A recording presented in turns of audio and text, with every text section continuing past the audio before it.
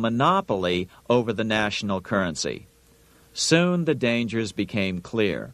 The value of American currency continued to plummet.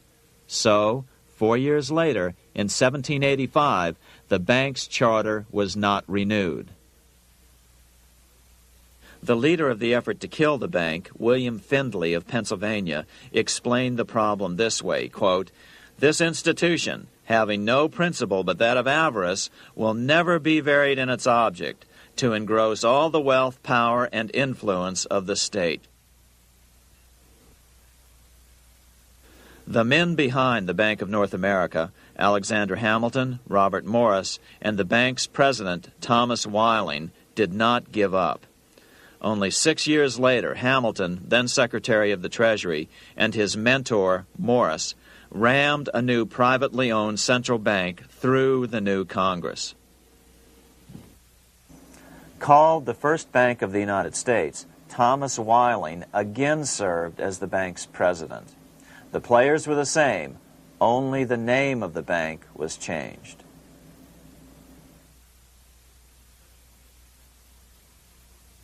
In 1787, colonial leaders assembled in Philadelphia to replace the ailing Articles of Confederation. As we saw earlier, both Thomas Jefferson and James Madison were unalterably opposed to a privately owned central bank. They had seen the problems caused by the Bank of England. They wanted nothing of it. As Jefferson later put it, "If the American people ever allow private banks to control the issue of their currency, first by inflation, then by deflation, the banks and the corporations which grow up around them will deprive the people of all property until their children wake up homeless on the continent their fathers conquered." During the debate over the future monetary system, another one of the founding fathers, Gouverneur Morris, castigated the motivations of the owners of the Bank of North America. Gouverneur Morris headed the committee that wrote the final draft of the Constitution. Morris knew the motivations of the bank well. Along with his old boss, Robert Morris, Gouverneur Morris and Alexander Hamilton were the ones who had presented the original plan for the Bank of North America to the Continental Congress in the last year of the Revolution. In a letter he wrote to James Madison on July 2nd, 1787, Gouverneur Morris revealed what was really going on. "The rich will strive to establish their dominion and enslave the rest. They always did. They always will. They will have the same effect here as elsewhere if we do not, by the power of government, keep them in their proper spheres." Despite the defection of Gouverneur Morris from the ranks of the bank, Hamilton, Robert Morris, Thomas Whiling, and their European backers were not about to give up. They convinced the bulk of the delegates to the Constitutional Convention to not give Congress the power to issue paper money. Most of the delegates were still reeling from the wild inflation of the paper currency during the Revolution. They had forgotten how well colonial scrip had worked before the war. But the Bank of England had not. The money changers could not stand to have America printing her own money again. So the Constitution is silent on the matter. This grievous defect left the door wide open for the money changers, just as they had planned.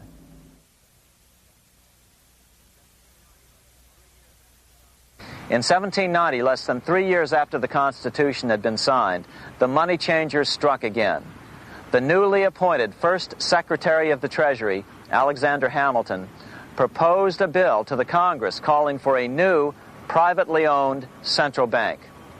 Coincidentally, that was the very year that Amschel Rothschild made his pronouncement from his flagship bank in Frankfurt. "Let me issue and control a nation's money, and I care not who writes the laws." Alexander Hamilton was a tool of the international bankers, and he wanted to create the U.S. Bank, the BUS, or the Bank of the United States, and did so. Interestingly, one of Hamilton's first jobs after graduating from law school in 1782 was as an aide to Robert Morris, the head of the Bank of North America. In fact, the year before, Hamilton had written Morris a letter saying, "A national debt, if it is not excessive, will be to us a national blessing." A blessing to whom? After a year of intense debate, in 1791, Congress passed the bill and gave it a 20-year charter. The new bank was to be called the First Bank of the United States, or BUS. Here we are in front of the First Bank of the United States in Philadelphia. The bank was given a monopoly on printing U.S. currency, even though 80% of its stock would be held by private investors. The other 20% would be purchased by the U.S. government. But the reason was not to give the government a piece of the action. It was to provide the capital for the other 80% owners. As with the old Bank of North America and the Bank of England before that, the stockholders never paid the full amount for their shares. The U.S. government put up their initial $2 million in cash. Then the bank, through the old magic of fractional reserve lending, made loans to its charter investors so they could come up with the remaining $8 million of capital needed for this risk-free investment. Like the Bank of England, the name of the Bank of the United States was deliberately chosen to hide the fact that it was privately controlled. And like the Bank of England, the names of the investors in the bank were never revealed. Many years later, it was a common saying that the Rothschilds were the power behind the old Bank of the United States. The bank was sold to Congress as a way to bring stability to the banking system and eliminate inflation. So what happened?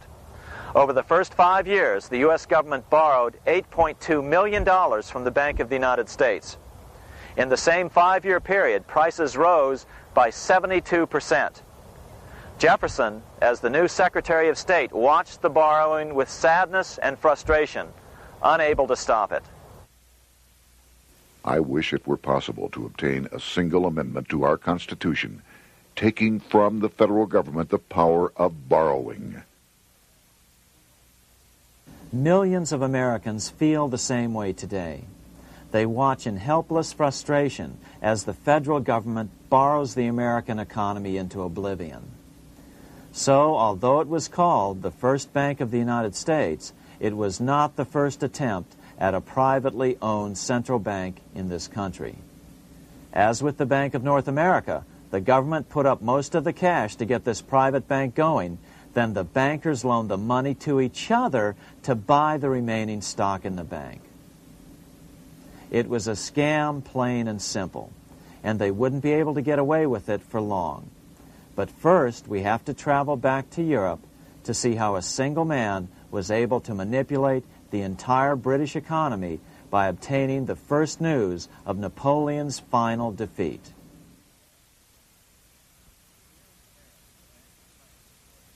Here in Paris, the Bank of France was organized in 1800, just like the Bank of England.